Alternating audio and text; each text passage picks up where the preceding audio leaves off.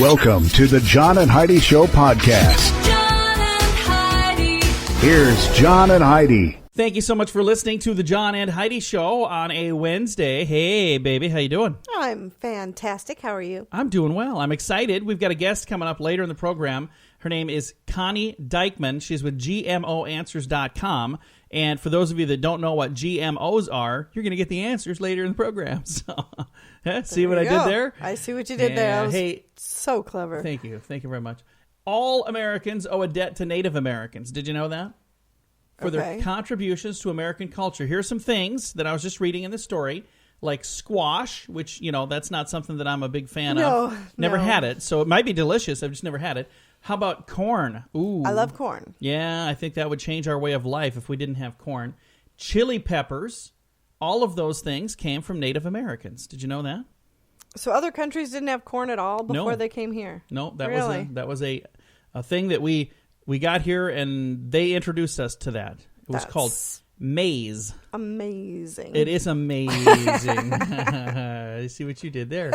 Coming up, we got some special things to celebrate today. We'll tell you what those are in a bit. John and Heidi. Today is a special day, Heidi. Do you know what today is? What is today, John? I thought you'd never ask. It's National Knife Day, National Pluto Demoted Day, which still kind of peeves me off. You know what? I think they made it a planet again, though. Oh, it depends on who you ask. There's some people who never quit calling it a planet, like me. It's a planet, Pluto. It a planet. I have a shirt that our favorite comedian Brian Regan put out. It's a shirt with a picture of Pluto on it, and it says, "I'm just a big nothing." I feel bad for Pluto. Yeah. It's back in, though, I think. I think it's back in the circle. Okay. Well, it's also Vesuvius Day today. It's Wazigoose Day today. National Wilberforce Day today. And National Waffle Iron Day. Notice how I rolled through the ones that I have no clue what they are? I don't know what really to say about that. Here's the one thing that I'll say about waffle irons. I did not have one for many, many, many years because you and I got married and you got rid of my waffle iron. You know why? Why? Because we used it once, and then it just took up space. So then you went out and bought a waffle iron. But let's explain why. And guess what? You used it once, and now it's taking up space. Here's why I bought the waffle iron this time. I read a story about somebody who makes brownies in a waffle iron. I said, oh, that sounds so good. So my kids actually said, that does sound good. They went out to the store at like 11 o'clock at night, bought some waffle mix, or some brownie mix and a waffle iron. We made brownies once, and I've never used it again. I know. That's why I got rid of it the first time. Oh, I'll use it. Hey, let's have some brownie waffles today. All right, you're listening to the John and Heidi Show on a Wednesday. John and Heidi. Email marketing is affordable and a proven way to grow your business. If it's done right, you can stay in contact with your customers to let them know when you have new things to offer. You stay in control the whole time, too. You decide when the messages are sent, and you decide what is being said. So you're constantly in control of your business image. You can do this, but don't try it on your own. Team up with one of the biggest names in email marketing, Constant Contact. Sign up for a free trial right now at radiosavings.com. Sign up now at radiosavings.com. You know it's true because you heard it on the radio. Pantyhose for him? What do you think of that? Well, Joe Namath has been wearing them for years. That's right. There was a commercial from the 70s. What, do you think that we could get mantyhose to catch on? I really do not think so. I don't think women even really wear them all that often anymore, well, do they? There are a few things in life that I personally just have no interest in. You know, there's some things I'm like, I'm a curious guy. Like, I'd try that. I just really don't want to wear pantyhose at all. A hosiery company, though, in Granville, Ohio, went out of business, and they found a whole new consumer for their excess pantyhose, and they're selling them to men. Comfylon is the name of the company. They had a comeback marketing their legwear, waist-high, knee-high hosiery to men. Customers say it makes them feel cooler in the summer and warmer in the winter. Hunters and skiers are the people who use the most. Utility workers also say it improves my circulation, prevents me from chafing, and provides extra leg support. So there you go. There you go. Maybe it's time for me to try some mantyhose. I don't think so. Please don't. I could wear those with my Crocs. I would have a very hard time. We were just out the other day. She hates the fact that I wear Crocs. Oh, I think they're comfy. They're comfy. awful. And the ones that I bought are brown to make it even worse. But my Crocs are different than most. I saw somebody else because you were poking fun of my Crocs. And then I started paying attention because I was trying to prove that other people wear them. You're like, nobody wears those. Why are you wearing those? So I started, looking around to see if anybody else was wearing Crocs. And there was a dude that had some, but his toes were not exposed. His were like the full shoe. Mm-hmm. Now mine are like Croc sandals. So those don't hardly even count as Crocs. Way better. Way better. Oh, hey, I think so. I'm gonna Did you see the article that I shared, by the way, Yeah. about the podiatrist that says they are not at all good for your feet? They feel great on my and feet. it makes your foot hurt in the arch. Really? And what problems have you been having with your feet? I had a sore arch. Uh-huh. But I was blaming it on the fact that I wasn't wearing my Crocs enough. Maybe. And you've not had problems with your feet prior to buying the Crocs. I'm just saying that I'm pretty sure that's maybe merely we a should coincidence. get rid of the Crocs. Well, we'll see. We'll see how they go with my mantyhose first. All right. Thank you so much for listening to the John and Heidi Show. And this, it's true because you heard it on the radio. John and Heidi. The John and Heidi Show is brought to you in part by the Keystone Treatment Center. This is your brain, and this is your brain on drugs. We share silly stories here on the program, but addiction is no joke. If you or someone you know suffers with an addiction to drugs or alcohol, make today the day you seek help. Call toll-free 844-204-1055. That's a toll-free number. Again, 844-204-1055. And this is your brain on drugs. In Goshen, Indiana, several motorists called to report a vehicle was swerving all over the place. Not just any vehicle. It was a ice cream truck. Yeah. You can't really get away in something like that. People see you coming. It's kind of hard to be inconspicuous, cruising around in an ice cream truck. They finally stopped him. The driver was selling ice cream to children. An officer waited until the man was done selling, and then he started chatting with the van, pulled him over on his own. He failed to signal, made a bunch of turns, swerved a lot into the wrong lane. He failed a field sobriety test. Imagine that. Arrested on a preliminary charge of driving under the influence of alcohol. So There you go. he was pretty liquored up while he was out selling ice cream to kids. That's a bad idea. Because while you're driving the ice cream truck, there are kids that come running to you. So if you're swerving all over the place, he could have very easily hurt somebody, including himself. So drinking and driving is never a good idea, but it's even worse of a good idea when you're driving an ice cream truck. Just so you know. That's what happens when your brain is on drugs. John and Heidi. Now your moment of duh. Sometimes you think that it's hard to find a job, right? Yeah. You think it's tough here. Maybe you should move to India. A teenager there, Ravandi Nath Halder, applied for a state government job, and he got a call to go in for an interview. But he applied for the job 34 years ago. Oh, my gosh. He's now 52, and he's too old for this job. That is just funny to me. He applied for this thing when he was a kid. Huh. Gets a reply 34 years later. Hey, you still interested in being an intern with us? I'm like, what? Wow. You sure you got the right person? Yeah, we've got your resume here. It says you were top in your class of 1980. I don't even know what the heck. That just seems really funny to me. Does that seem funny to you? Oh, yeah. It's 34 years bizarre. later? Yeah, it just seems really bizarre to me. Anyway, that is your moment of duh. Your scoop of the day is on the way.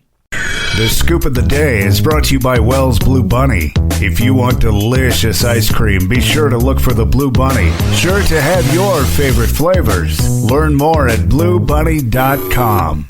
Now your scoop of the day. First of all, Heidi, do you like where I have this monitor now? I think it's ridiculous. It's kind of weird. He's got it way up on top of this shelf. It looks that's like about 5 feet tall. like a security camera monitor. Like You I think should be. your neck was hurting before looking down at the desk. I know. It's going to really be hurting now. You're looking like up and towards a window on And top it's, of it. and it's so- far enough away I can barely read it. But if I put on my reading glasses, I can't read it at all. So this probably ain't going to work. No. But it's here for now, and it will be for the rest of this show. Hey, 3 employees at the Washington Monument were trapped in the elevator Saturday night. ABC News says the elevator stopped working around 10 p.m. between 25 and 30 tourists in the National Mall landmark at the time of the stoppage were forced to exit the monument through the stairs. A maintenance crew eventually freed the stuck employees. So this happened at the Washington Monument. That's the thing that sticks way the heck up. Yeah. I know had what no that clue is. there was an elevator in that. Did you? Well, I assumed, I guess, that there would be one in there. I didn't even know that you could walk up that. Is there like a observatory deck thing on the top of it? I had no clue. I thought that was just a giant pile of bricks. Well, why would they have put up just a giant pile of bricks I for don't no know. reason? I have no clue. I did not know that there was an elevator in there. So, sorry, I guess I should have known this. Hey, moving right along. FBI stats show many more people are killed on a regular basis with hammers and clubs than with rifles. I already knew that. So, there's a report out right now defending the hammers and clubs from the National Hammers and Clubs Association. Yeah, well, They don't have one of those, do they? hammers and clubs don't kill people. People kill people. Hey, a recent study links watching a lot of television to an early grave. According to the report, this happened in Spain, by the way. They followed more than 13,000 adults, and they found those who watched 3 or more hours of television a day were twice as likely to die. I mean, we're all going to die sometimes. You might as well But why speed it up? do it while you're watching TV, right? Climbers who reached the summit of Mount Fuji were now able to have their achievement go out via Wi-Fi because there's a new hotspot at the top of Mount Fuji. Mobile phone network is now offering the service to 8 hotspots on Japan's most famous mountain, including at the 12,389-foot summit. I don't know why anybody would want to climb a mountain. I just would. don't understand. I really don't get it. I would try to definitely. understand. I would climb a mountain, especially You would not. You won't if- even climb a hill. if I thought I left my keys up there, I would. No, you wouldn't. If that's where the remote was, I would. No, you wouldn't. You've You're sat right. there and you're like, well, I would change the channel, but the remote's It's way over there. there. I'm like, I'm really not into You're Lifetime such television a for liar. women, but I'll watch it. Whatever this is, that's fine. You're right, I wouldn't. Hey, want to make your vacation seem to last longer? Have to have plenty of variety. One reason your vacation seems short is because during the experience, you're doing a lot of the same things. It says, and your memory after the fact could be for days and days, you're doing the same kind of things. In your memory, they kind of blend together, and they say you should do different things during the vacation. So don't just sit in the room the whole time, or don't just go to the beach the whole time. Do different things, and your vacation will seem to last longer, and your memories of the vacation will last longer. What do you think of that? I'm good with just laying on the beach and having somebody bringing me drinks. High school graduate starts college this month. Many of those are around the country. Universities are offering a range of tools to help these kids with the so-called Freshman 15. It's a common experience for many newcomers in college faced with unlimited cafeteria food and late-night pizza binges and snacking that comes from irregular student schedules. Some colleges are offering nutrition workshops for freshmen. Most have improved their menus over the years, and now they offer more healthy choices. The good news, by the way, the freshman 15 is usually more like the freshman 5 to 7. For me, it would be more like the freshman 30 or 40. So, for whatever. It grows every single year. And it just kept going and kept going and kept going. All right. That is your scoop of the day. We've got a special guest coming up. Going to be talking with Connie Diekman from GMO Answers after this. John and Heidi. Whether you're following the election or not, you understand that it impacts you. And this will be a historic election. The mainstream media has their own spin on who's going to win, but PoliticalStorm.com lets you chime in. You can keep yelling at the TV if you want. See how that works out. Or truly voice your opinion and have it heard at PoliticalStorm.com. Be informed from several different sources all in one place. Watch videos, listen to podcasts like mine, and read fun editorials to engage your brain. You have a choice, and now you have a voice, too, at PoliticalStorm.com. That's PoliticalStorm.com. John and Heidi. Thank you so much for listening to the John and Heidi Show. We've got a special guest joining us today. We're going to probably all learn a little something today because we're going to talk about GMOs. And there's a lot of people that have no idea what in the heck a GMO is, but you hear about them in the news all the time. We have Connie Diekman, former Academy of Nutrition and Dietetics president, and we're going to chat with her right now about GMOs. Connie, how are you? I'm great. And you? Very good. I'm glad to have you on the program. First of all, let's talk about what in the world a GMO is. We see this in the news all the time, but what does that even mean? Well, genetic modification is basically moving a gene from one plant to another plant. And the goal behind that is to achieve some difference in an outcome, whether it's an increased yield, whether it's a change in the quality of the yield, or whether it's just an ability to produce greater quantity of food. So that as we look at technology in agriculture and population growth, it will allow us to meet those growing needs so that we can have food available for all those growing numbers of people. So it's like scientifically modified to make things grow faster. Is that kind of what it is? It can be a variety of goals that they utilize the technology. Some truly can be better quality. So to get a bigger plant outcome, to get a juicier plant outcome, it just depends upon what plant we're looking at. But the bottom line is it's changing the yield or the end product. Maybe that's a better way to say it. Yield may not sound quite right. So to change the end product. So what the farmer is looking at is, how can I make more of or better of? Is it just as safe as maybe things that have not been utilizing this process? Yeah. As a registered dietitian, it's really nice to be able to say that GM technology yields food that is as safe as conventional food.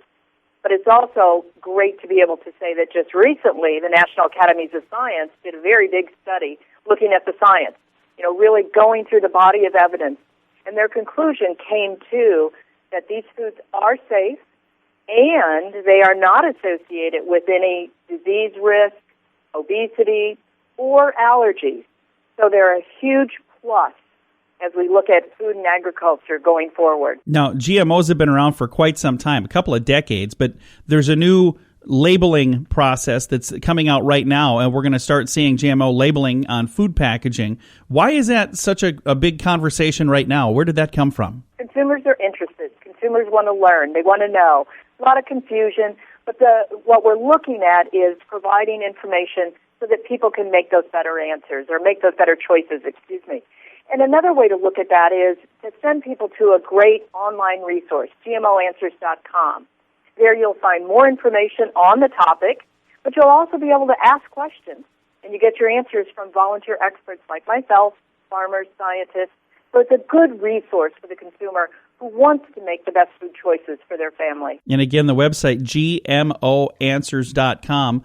If I click on that, they've got answers for a lot of the questions that people have. Now, if I can't find my answer on there for the question I'm looking for, can I submit a question as well? You definitely can submit a question, and then those will come to those of us who volunteer, and we will provide you the science, factual, easy-to-use information. Well, that was pretty darn enlightening, and I really appreciate you taking some time to chat with us. I know you got a lot of calls to make because this labeling thing, a lot of questions about GMOs, and I had to go and check. I didn't even know what GMO stood for, and I see it stands for genetically modified organism. And if you've got questions about that and other things, there is that website. Again, it's called gemoanswers.com. Talking about genetic modification. So answers to your questions. Connie, thank you again for taking some time to chat with us today. You too. Again, Connie Diekman, former Academy of Nutrition and Dietetics president, and we didn't have a whole lot of time to chat. She's a busy young lady today, a lot of calls to make because of the new GMO food labeling that's going through because of the new legislation,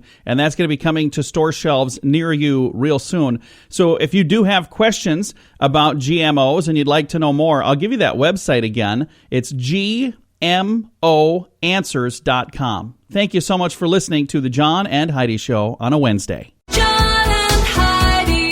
This is Richard Lustig, the world's first and only 7-time lottery game grand prize winner. Since I endorsed Lottolicious, I have won something every single draw. They do all the work. You don't have to worry about running to the store to buy your tickets. They take care of all that. So if you're looking for the best way to play the lottery, to give yourself the best chance of winning, go to radiolottopool.com and join today. Again, that website is radiolottopool.com. John and Heidi. Fun fact for you, Heidi. What's that, John? Mount Crumpet was the peak overlooking the Susian town of Whoville. Okay. Yeah, so there's a mountain that I would climb. I would climb Mount Crumpet because the Grinch is up there. You would not. I would too? You would not. Okay, I wouldn't climb it. But if somebody drove me up there, I would love it. Fun fact for you, Heidi. What's that, John? Maybe Wall Street should try this. In Pakistan, goats are often sacrificed to improve the performance of the stock market. Oh, yeah, I'm sure that works well. All right. Fun fact for you, Heidi. What's that, John? The name of a horse's hoof, there's a part in there called the frog. Did you know that? So there's a frog on a horse's hoof. What? I just, nothing. I just had a thought about your previous, Okay, well, Fun we'll fact. move right along here. Fun fact for you, Heidi. What's that, John? Recent studies have shown that people who perform better on tests, people do perform better on tests if they have a cold. So next time you have a big test coming up, get a cold first, I guess. And our final fun fact for you, if you begin right now and start counting the stars in our galaxy at a rate of 100 per minute, you wouldn't finish counting in 2,000 years. Oh, it would wow. take at least that long. I think that's a big old BS right there because you wouldn't be alive that long. That's crazy. You could never do it. All right. Thanks for listening to the John and Heidi Show. John and Heidi. Email marketing is affordable and a proven way to grow your business. If it's done right, you can stay in contact with your customers to let them know when you have new things to offer. You stay in control the whole time, too. You decide when the messages are sent, and you decide what is being said. So you're constantly in control of your business image. You can do this, but don't try it on your own. Team up with one of the biggest names in email marketing, Constant Contact. Sign up for a free trial right now at radiosavings.com. Sign up now at radiosavings.com. John and Heidi. Thank you for listening to the John and Heidi Show on a Wednesday. If you're a dog lover, you're going to love this story. If you're not a dog lover, it's only 2 minutes. I'm a dog lover. Philadelphia-based program is proving that dogs abandoned at kennels can indeed be taught new tricks. Throwaway Dogs founder I actually saw this. Yeah. This is a great story. Carol Skazek was inspired after seeing what she said was a high disregard for canines in boarding facilities in her area. She started a thing called Throwaway Dogs Rescue. They rescue neglected, sheltered dogs, and they work to rehabilitate them and train them for police work, like narcotics detection and patrolling.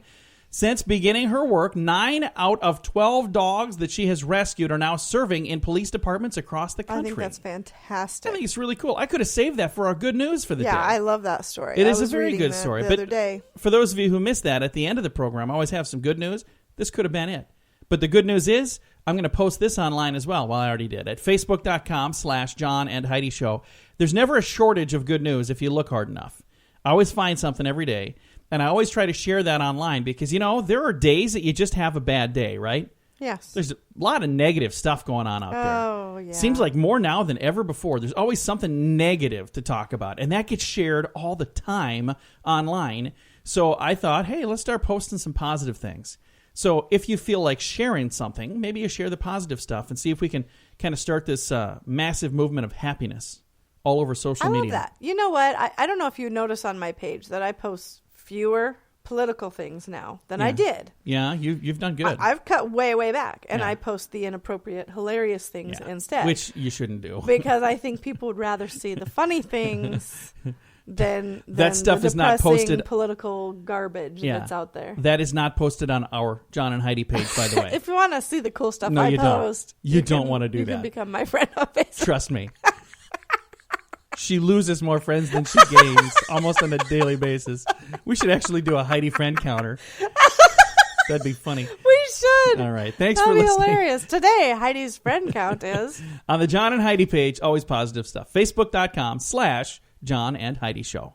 John and Heidi. If you're in business, you need a website. Come on, it's 2016. Do you think this internet thing is not going to catch on? Many business owners that don't have a website think it's just too expensive. Well, now it's not. You can get a website for a few $100s, not thousands of dollars that are charged elsewhere. We can help you set up and design the site and then turn you loose to manage it, or we can help you manage the site for just a tiny bit more. Learn about this special radio offer right now at radiosavings.com. Get an extra $50 off if you sign up this month at radiosavings.com. John and Heidi. Sometimes maybe you should just admit that you're not good at something and you should quit doing that. Listen to this knucklehead. An amateur sailor was picked up at sea by the British Coast Guard for the 11th time. Just 2 days after being rescued for the 10th time. Seems that 56-year-old Eric Abbott ran aground off the north coast of Wales recently as he tried to sail across the Irish Sea, in the exact area where the unemployed painter was picked up just 2 days before on his 10th rescue. 11 rescues now by the Coast Guard have cost the British government, guess how much they've racked up in saving this dude? I have no idea. $82,000. $82,520. Oh, Therefore, my. Abbott has now been ordered to take navigation lessons. I wonder if this maybe is his wife's idea of this is a way to get rid of him. I'm going to buy him a dinghy and send him out to. He'll never make it back. Well, he's a lucky dude because they keep saving him. 11 times he's been lost at sea. 11 times he's been saved. That is just nuts. Coming up, we're going to talk about playing video games, and it could be good for you. What? That's on the way. John and Heidi. Headline, playing video games may actually be good for your kids. What do you think of that headline? I Should I guess read- we'll have to hear a little more about All it right. because now I disagree. Medical researchers say that playing video games may be beneficial for your children. Researchers studied a group of 16 to 25-year-olds who played video games for 30 minutes. Researchers found that heart rates were increased 25% and energy levels increased about 80%, which makes playing video games the equivalent to walking 2 miles. Okay. Depends on the game. Is that what you're going to say? Well, that and how many people do you know that when they sit down to play a video game, they only sit down to play for 30 minutes? Yeah.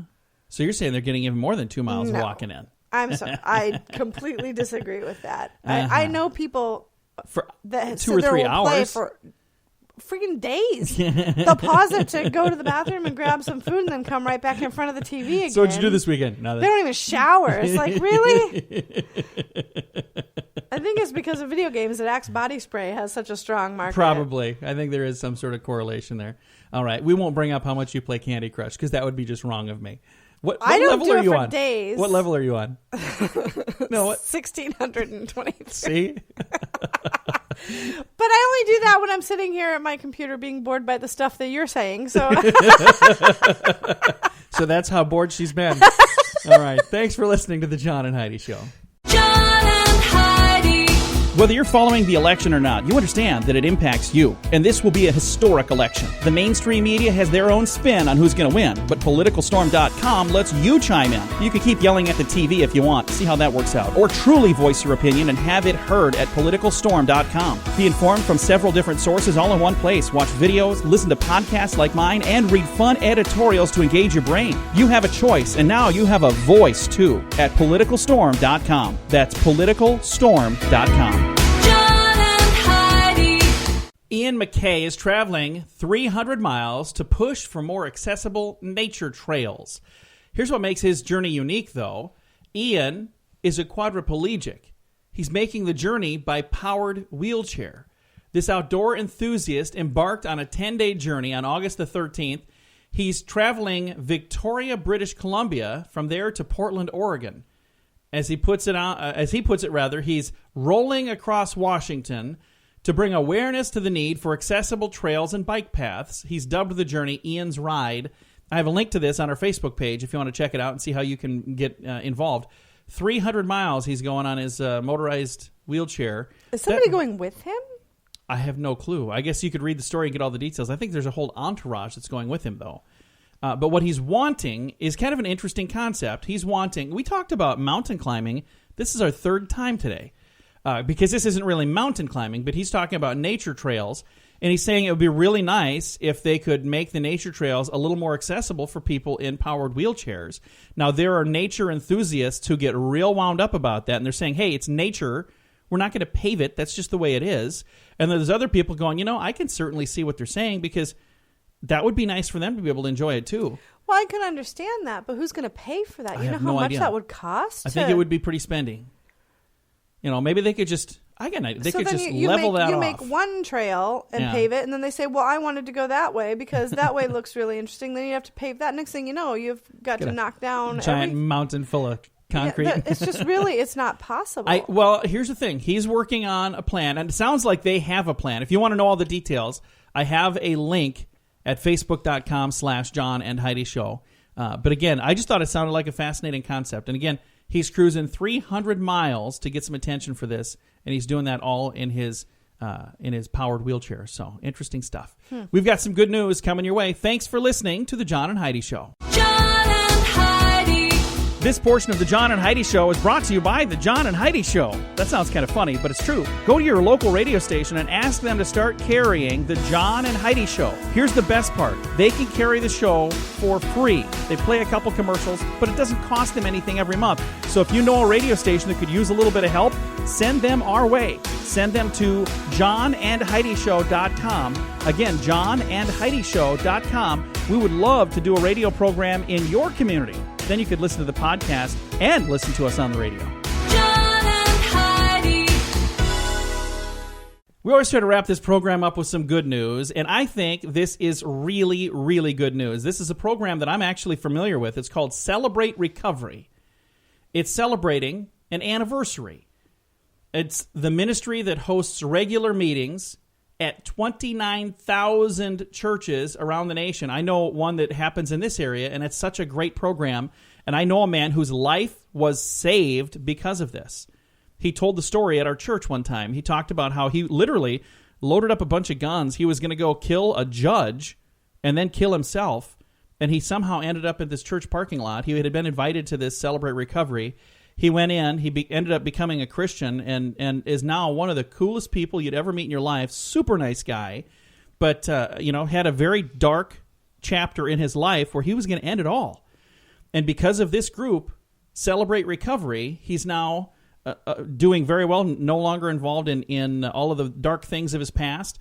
And this program, again, they meet at 29,000 churches, a little over that.